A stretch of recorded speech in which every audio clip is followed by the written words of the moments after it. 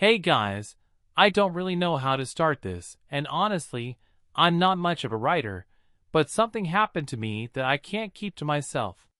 It's still messing with my head, and I feel like I need to put it out there. Maybe someone out there has had something similar happen? I don't know. Anyway, here goes. So, it was just a regular Wednesday night, late as hell, and I was heading back home from work. I work as a financial analyst, and, well, it's as boring as it sounds, but it pays the bills. Normally, I drive home, but my car was in the shop, so I had to take the bus. Not a big deal, right? I live in this small town in Maine, near the coast, and the last bus isn't usually crowded. It's kind of peaceful, actually, just me and the night air. I got off the bus at the stop closest to my place, which is a bit of a walk from my apartment. It was pretty quiet out, no one around except me. Or at least that's what I thought at first. I was scrolling through my phone, probably just checking the time or whatever, when I noticed this woman sitting on a bench at the stop. Now, that's weird in itself because there's hardly ever anyone there that late at night. She looked, well, tired, I guess. Her clothes were kind of wrinkled, and her hair was a bit of a mess. At first, I thought maybe she was waiting for the next bus or something, but she didn't seem like she was going anywhere. She was just sitting there, staring at nothing. I don't know why, but something about her caught my attention. I glanced at her, trying not to make it obvious that I was staring, but then she did something that stopped me cold. She reached into her bag and pulled out a piece of paper, folded up, and just placed it on the bench next to her. Then she stood up, like she was about to leave, and our eyes met. I swear, in that moment, it felt like she knew me. I mean, really knew me. She didn't say a word, but the look on her face, it's hard to explain. It was like she had been waiting for me. Before I could even process what was happening, she just walked away. Like, she disappeared into the night, just like that. I didn't know what to do, so I walked over to the bench and picked up the note. And here's where things got really freaky. My name was on it. My full name, written in this neat, careful handwriting. Jacob Wright. I froze. How did she know my name? Who was she? I wanted to run after her, ask her what the hell was going on, but she was already gone, vanished into the darkness. So I just stood there, staring at the note in my hand like an idiot. I didn't open it at first. I was too freaked out. I thought maybe it was a prank or something, but deep down, I knew it wasn't. This wasn't some random coincidence. That woman knew who I was. When I got back to my apartment, I couldn't stop thinking about her.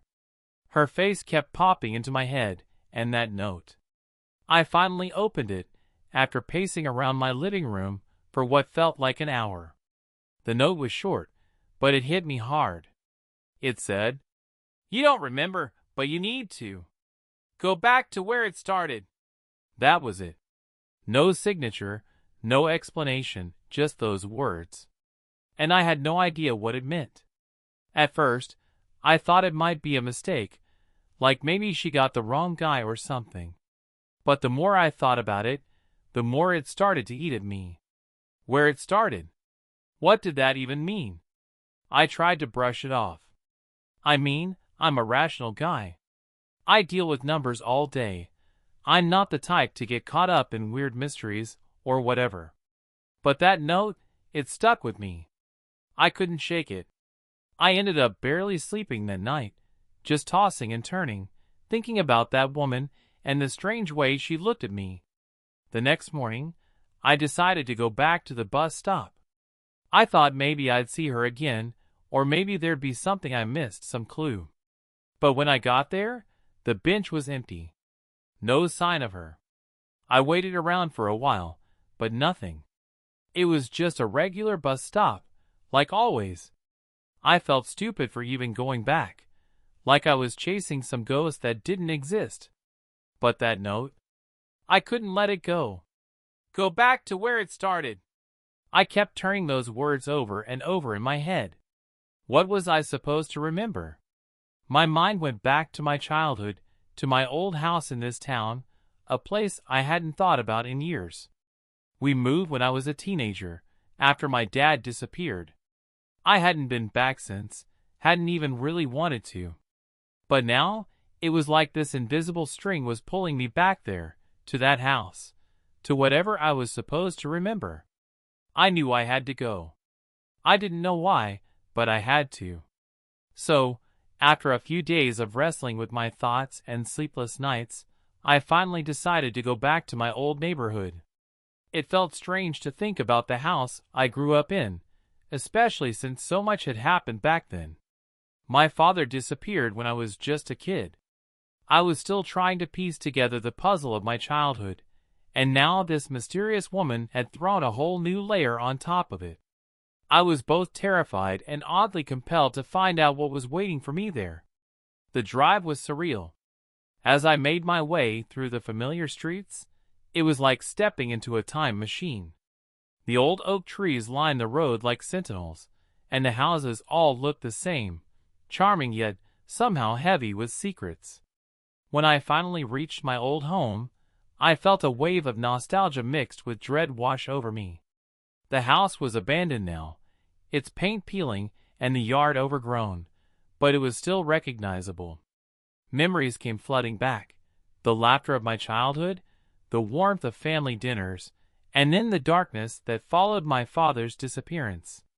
I parked the car and stepped out, my heart racing. As I walked up the driveway, I noticed the front door was slightly ajar. That was odd.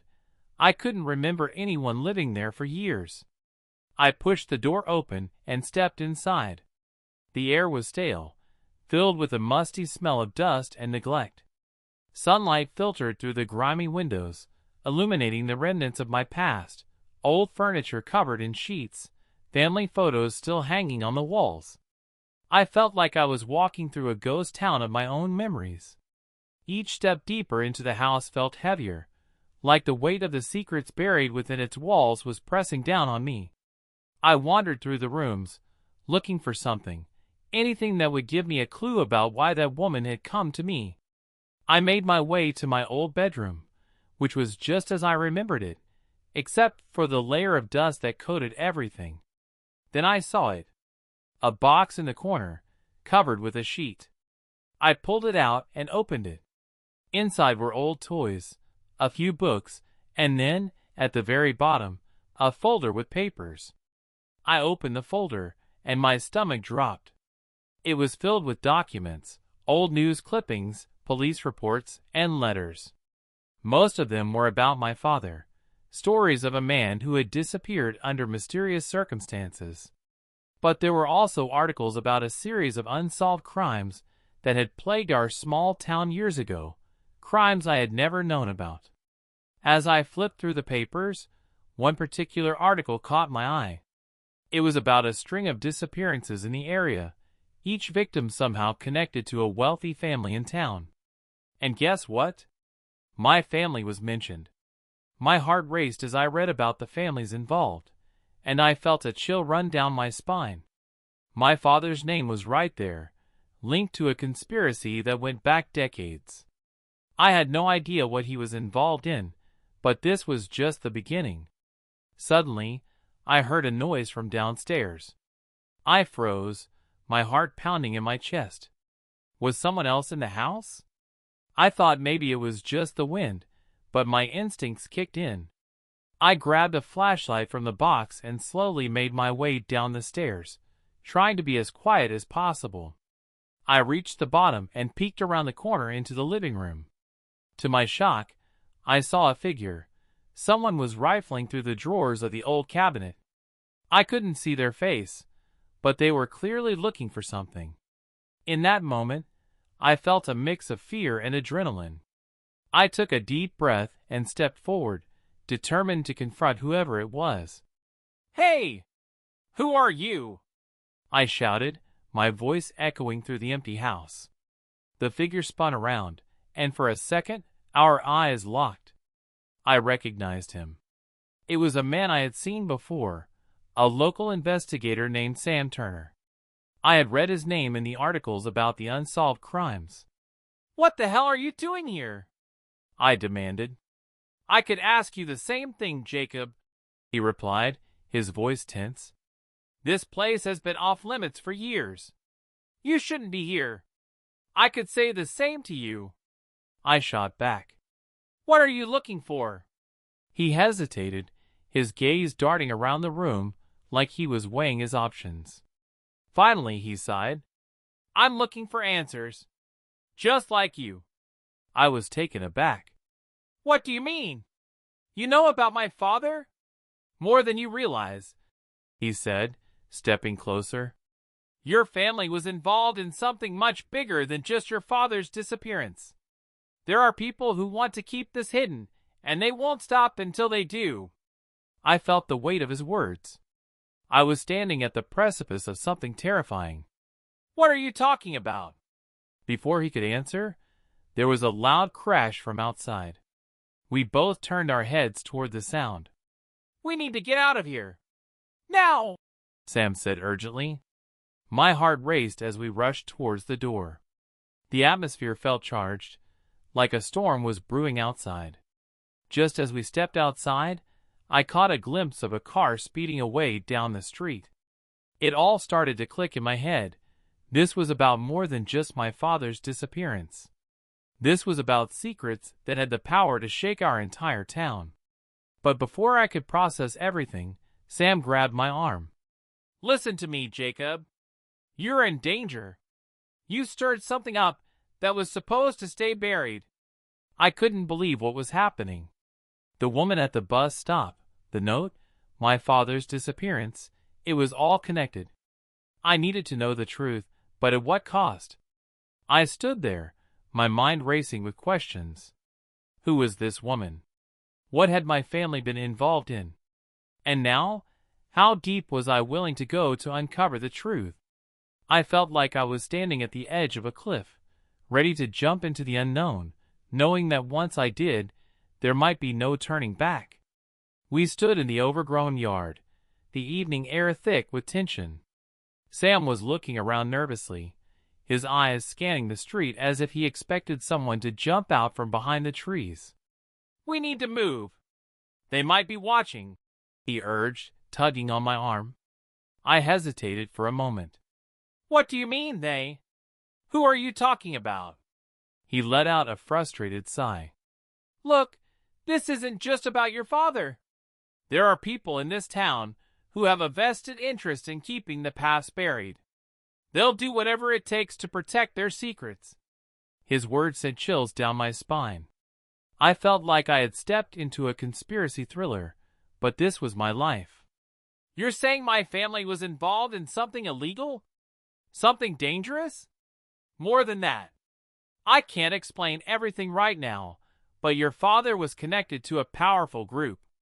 A group that doesn't take kindly to snoopers." I could hardly process what he was saying. My father, who I had always believed was just an ordinary man who vanished into thin air, was tangled up in something much darker. "What happened to him? Did he just disappear? Or did he do something?" "I think he got too close to the truth himself," Sam replied, his face serious. "And that's why you need to be careful. The note you received wasn't a random coincidence. Someone wanted you to know about your past, and they're not going to let you uncover it without a fight." We moved away from the house and hopped into Sam's car, the engine rumbling to life as he quickly checked the rearview mirror. I felt my heart pounding as we pulled away, the old house disappearing in the distance. "Where do we go from here?" I asked, my voice barely a whisper. "There's a library in town," he said, focusing on the road. "I have some contacts there who can help us dig deeper into the records. We need to find out what your family was involved in, and we need to do it fast before someone else gets hurt." I nodded, still trying to absorb everything that was happening. I couldn't shake the feeling that I was stepping into something much larger than myself. The library was only a few minutes away, and as we arrived, I felt a sense of urgency wash over me.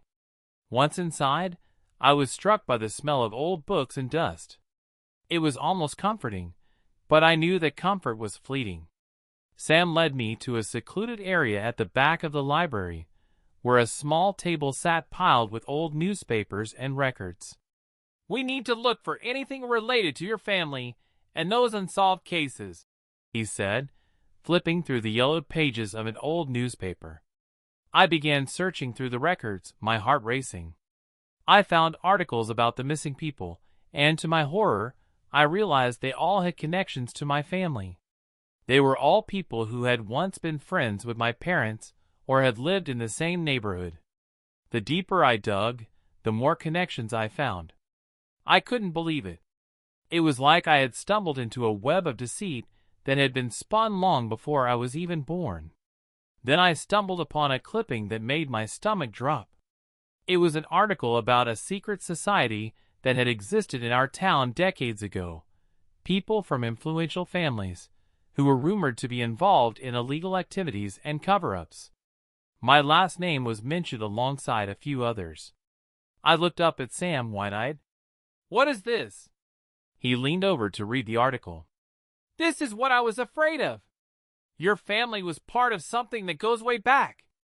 They were involved in protecting their own, no matter the cost." The implications hit me like a punch to the gut. "What do you mean by protecting their own? Were they covering up the disappearances?" "Exactly," he said, his voice low. "And if you keep digging, you might become a target, just like your father. We need to find a way to get this information out, but it has to be done carefully." Suddenly, a noise startled us. Someone had entered the library. I glanced over my shoulder and saw a tall man with a stern face scanning the room. My instincts kicked in, and I could feel my pulse quickening. "Sam, who is that?" "Stay calm. I think he's one of them," he whispered urgently. "We need to get out of here now." We gathered what we could, articles, papers, anything that could help, and made our way to the exit. The man's eyes were on us now, and I felt a sense of dread wash over me. As we slipped outside, I could see the man following us, his footsteps echoing in the hallway. "Get in the car!" Sam shouted. We jumped in, and he started the engine. I looked back just in time to see the man burst through the library door, looking right at us. "Go! Go!" I shouted, adrenaline coursing through me as Sam hit the gas. We sped away from the library, and I felt a mix of relief and fear wash over me. I was in deeper than I ever intended, and I had no idea what was going to happen next. As we drove down the dark streets, I felt a strange sense of resolve. I knew I couldn't back down now. Whatever my family had been involved in, I needed to uncover the truth. It was my only chance to understand my father's disappearance and my own past. "Where do we go now?" I asked, glancing at Sam, who seemed focused on the road ahead. "I have a safe house where we can regroup and plan our next move," he said. "But we need to stay low until we figure out our next steps." As we drove into the night, I felt like I was standing at the edge of a precipice, peering into the abyss. I had uncovered just a glimpse of the secrets my family had buried, and there was no turning back.